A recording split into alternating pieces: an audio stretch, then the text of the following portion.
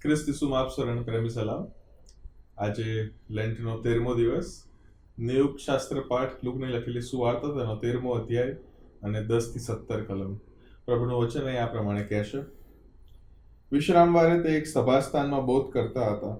જુઓ, જેને 18 વર્ષથી મંદવાળનો આત્મા વળગેલો હતો એવી એક સ્ત્રી ત્યાં હતી. તે વાંકી વળી ગઈ હતી અને કોઈ પણ રીતે સીધી ઊભી રહી શકતી નહોતી. તેને જોઈને ઈસુએ તેને બોલાવીને કહ્યું, બાઈ, તારા મંદવાડથી તું છૂટી થઈ છે. તેમણે તેના પર હાથ મૂક્યા કે તરત તે ટટ્ટાર થઈ અને ઈશ્વરની સ્તુતિ કરી. વિશ્રામવારે ઈસુએ તેને સાજી કરી માટે સભાસ્થાનના અધિકારીએ ગુસ્સે થઈને લોકોને કહ્યું, 6 દિવસ છે કે જેમાં માણસોએ કામ કરવું જોઈએ, એ માટે તે દિવસો એ તમે આવીને સાજા થાઓ, પણ વિશ્રામવારે નહીં.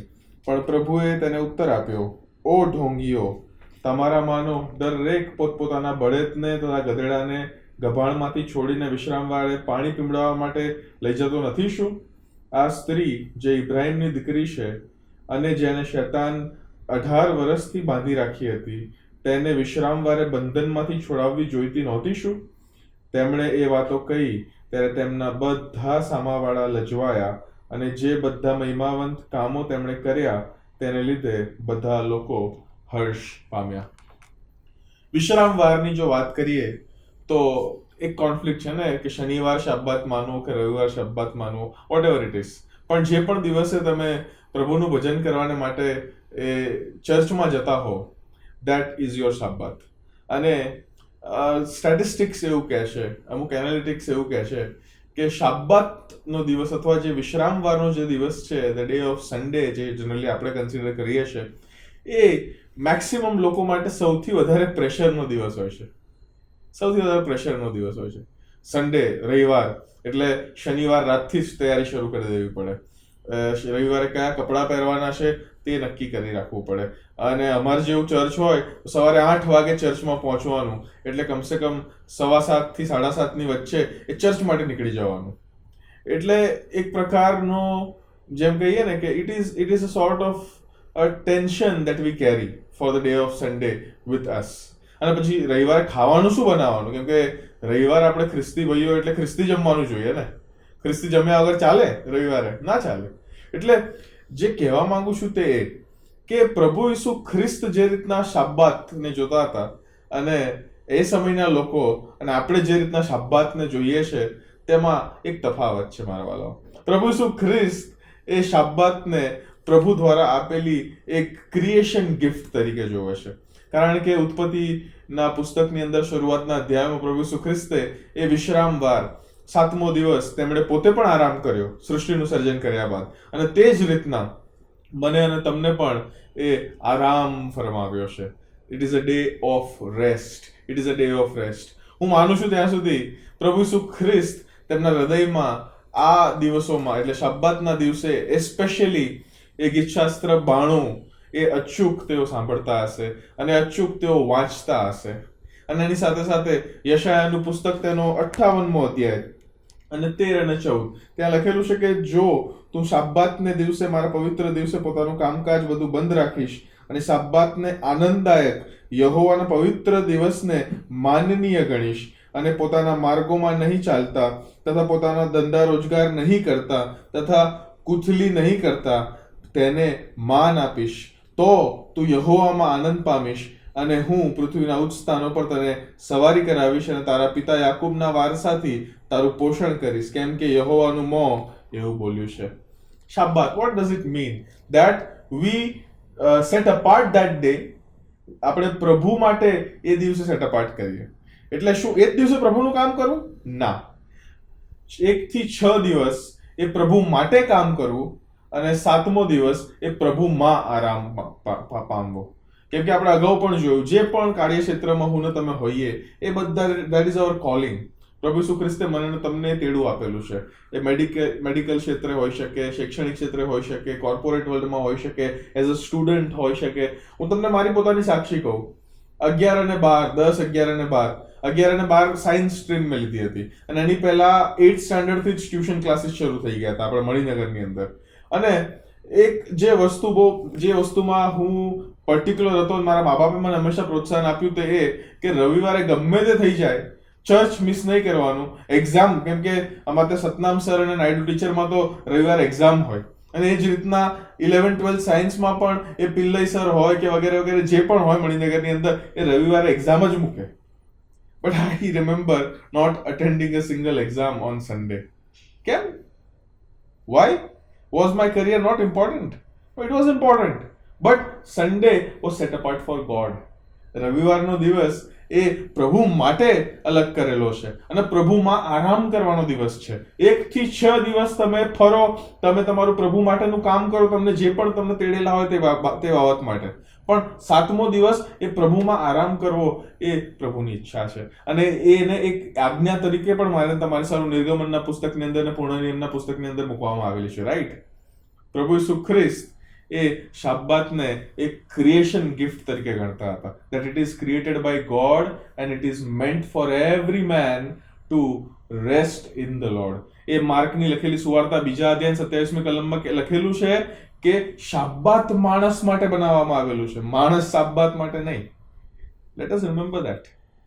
ઘણી બધી વાર હું અને તમે જે રીતના ફરોશીઓ અને સદુકીઓ કરતા હતા, કારણ કે ફરોશીઓ અને સદુકીઓ પાસે એ શાબ્બાત દિનને પવિત્ર પાડવું, એને વધારે કેવી રીતના કોમ્પ્લિકેટ કરવું, માટે તેઓએ આખી એક હેન્ડબુક બનાવી હતી મારા વાલા. They had a handbook in which everything was written કે તમારે આ ફોલો કરવું, તમારે આ ફોલો ના કરવું. એને હાલાકા અને હદાકા કહેવાય. હાલાકા અને હદાકા નામના ટેક્સ્ટ હતા, એ જે લોઝ હતા એ એમણે પાડવાના હતા. આટલી જ મીલ ચાલવાનું, આટલી જ મીલ આગળ વધવાનું, આ જ કામ કરવાનું, આટલું જ કરવાનું. It was not in this. આમાં નહોતું, પણ એ તો એમના મનની એ કલ્પનાઓ અને એમના મનની એ સૃષ્ટિ હતી. પ્રભુ ઈસુ ખ્રિસ્ત અહીંયા માથી 13ની અંદર જે કરે છે તે એ કે તેઓ એઝ યુઝ્યુઅલ શાબ્બાત દિન હતો એટલે તેઓ એ સભાસ્થાનમાં શિક્ષણ આપતા હતા.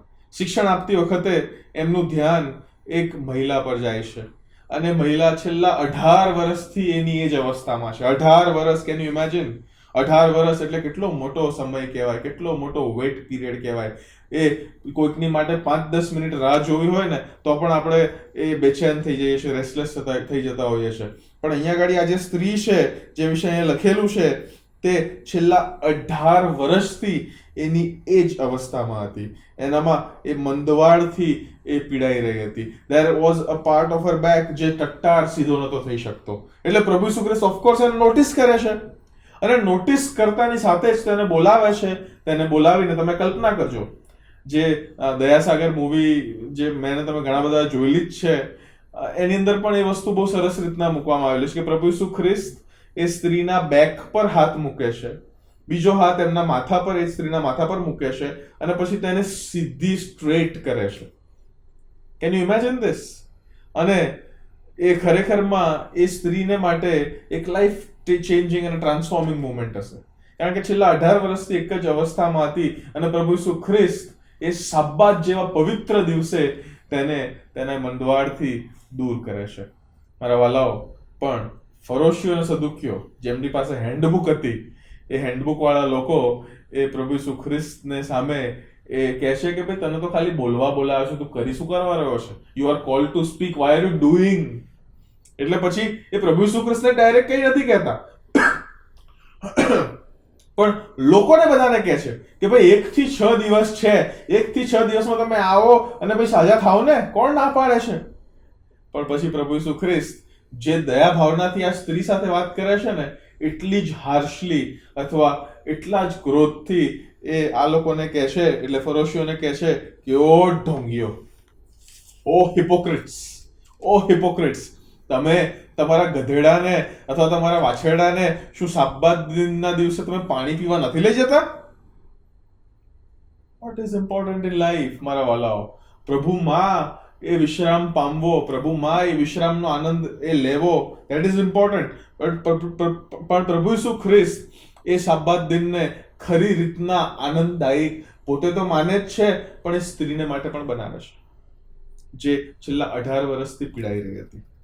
What is for us to take in this? જ્યારે આપણે યરુશાલેમ ભણીની યાત્રામાં અને વધસ્તંભ ભણીની યાત્રામાં આગળ વધી રહ્યા છે મારા વાલાઓ, ત્યારે આજનો શાસ્ત્ર પાઠ એ મને તમને એ અગત્યના લેસન્સ એ શાબ્બાત દિનને માટે શીખવે છે.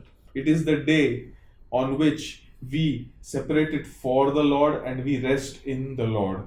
પ્રભુમાં આનંદ. અને એની અંદર બીજી જે અગત્યની બાબત એ મારે તમારે શીખવી રહી કે we have to give importance to our church. પ્રભુ ઈસુ ખ્રિસ્તે જે મંડળીની સ્થાપના મારાને તમારામાં કરેલી છે એ મંડળીને મારાને તમારે અગત્ય આપવાનું છે મારા વાલાઓ. કારણ કે ખ્રિસ્તી સમુદાયની અંદર હું ને તમે જ્યારે જીવીએ છીએ their church becomes a very important and integral part of our lives. આપણે એ ચર્ચને પ્રભુ સાથેની સંગતને અને પ્રભુના લોકો સાથેની સંગતને ઓછી અને નીચી ન આંકીએ. તમારું કરિયર ઇમ્પોર્ટન્ટ છે, નો ડાઉટ. તમારું કોર્પોરેટ જોબ ઇમ્પોર્ટન્ટ છે, નો ડાઉટ. તમે જે પણ જવાબદારીઓ તમને આપેલી છે everything is very important, right? But Christian life, Christian witness, Christian community, Christian testimony એટલી જ ઇમ્પોર્ટન્ટ છે મારા વાલાઓ. અને તો જ હું ને તમે આ શાબ્બાત દિનને ખરા અર્થમાં પવિત્ર પાડી શકીશું. અહીંયા ગાડી પ્રભુ ઈસુ ખ્રિસ્ત એ વિશ્રામવારે ખરેખરમાં એ મુક્ત થવાનો દિવસ છે, પણ ફરોશીઓએ એમના એ નિયમોને કારણે બાંધી દીધા લોકોને, હે ને, દે ટાઈડ પીપલ. પણ પ્રભુ ઈસુ ખ્રિસ્ત એ મુક્ત કરવાનો આશીર્વાદ એ સ્ત્રીને આપે છે. Let us be the channel of blessing to someone we see. આવો આપણે લોકોને માટે આશીષનું કારણ બનીએ, લોકોને માટે હર્ષનું કારણ બનીએ. લોકોને આપણે ટીકાઓ અને ક્રિટિસિઝમ્સ અને નકારાત્મક વાતો અને ડિસ્કરેજિંગ વાતો, લોકોની નિંદા એ તો ચાલ્યા જ કરે છે. બટ શાબ્બાત દિનનો દિવસ જ્યારે પ્રભુ માટે, પ્રભુમાં આરામ કરવાનો દિવસ છે મારા વાલાઓ. Let us make it a day when we bring joy not only to our own lives by communing with God, but also in the lives of other whom we see in need. જેઓને આપણે જરૂરતમાં જોઈએ તેઓની મદદ કરીએ. હંમેશા આર્થિક મદદ જરૂરી નથી. યોર ગુડ વર્ડ્સ, તમારા સારા શબ્દો, તમારું એન્કરેજમેન્ટ એ બધું જ એમાં કાઉન્ટ કરે છે મારા વાલાઓ. પ્રભુ આપ સર્વને આશીષ આપો. આમેન.